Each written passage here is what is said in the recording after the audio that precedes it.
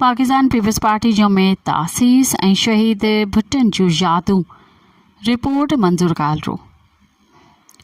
Pakistan peoples party पंहिंजे 57 सालनि जी सियासत में मुल्की सतह ते सियासी मैदान तोड़े इक़्तिदारी ऐवाननि में बीठल ॾिसजे थी।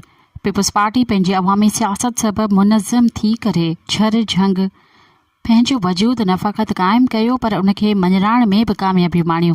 शेख ज़ुल्फ़िकार अली भुट्टो जंहिं अज़म हिम्मत सां पीपल्स पार्टी जा बुनियाद रखंदे टिनि रंगनि वारो झंडो साओ कारो ऐं ॻाढ़ो अवाम जी मज़बूत हथनि में ॾिनो त अवाम उन जो भरम रखंदा अचनि। कारकुननि खे गिरफ़्तारियूं, जेल, कोड़ा सज़ाऊं, शहादत, अजा, मनसब ऐं दरबदरियूं मिलियूं, पर पोइ बि टिनि रंगनि वारो झंडो पंहिंजी अवामी मोहबतुनि सां फड़कंदो रहे थो, जंहिंमें घणो करे ग़रीब वर्करनि जूं क़ुर्बानियूं ऐं वफ़ादारियूं सर फ़हरिस्त ॾिसजनि थियूं। पाकिस्तान जी तारीख़ में सियासी तौर पीपल्स पार्टी जी क़यादत आइनी तौर ख़िदमतूं सरअंजाम ॾिनियूं आहिनि। शहीद ज़ुल्फ़िकार भुट्टो जा क़ौमी कारनामा विसारे नथा सघजनि।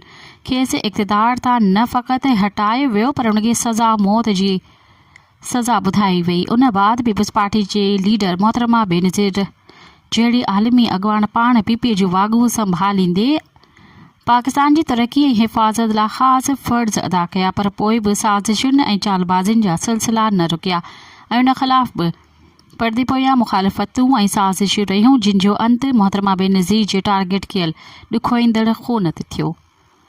पीपल्स पार्टी जेतोणीकि सिंध में 15 सालनि खां लॻीतो इक़्तिदार में रहंदी अचे, उनखां सवाइ वफ़ाक़ जा बि लुत्फ़ वठंदी रहे थी, पर पोइ बि सिंधियुनि जूं हालतूं महांगाई, मिलावट, बेरोज़गारी, गैस बिजली जी घणी लोडशेडिंग सां गॾु बिलनि जी मौतमार टैक्सनि अवाम जूं दाहूं कढाए छॾियूं आहिनि, जिन ते पार्टी अक्सर ख़ामोश रहण करे सवाल जनम वठनि था।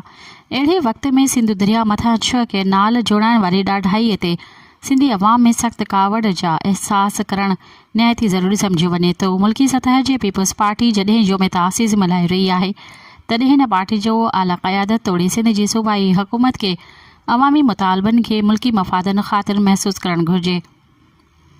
3 नवंबर पाकिस्तान पीपल्स पार्टी जी 57 जो में तासीस जे मौक़े ते चेयरमैन बिलावल भुट्टो ज़रदारी पीपीए जे मरकज़ी ऐं सूबाई क़यादत समेत वफ़ादार कारकुननि खे मुबारकूं पेश कंदे शहीद भुट्टन ऐं ॿियनि केतिरनि ई शहादत माणींदड़ वर्करनि खे सलाम पेश कजनि था।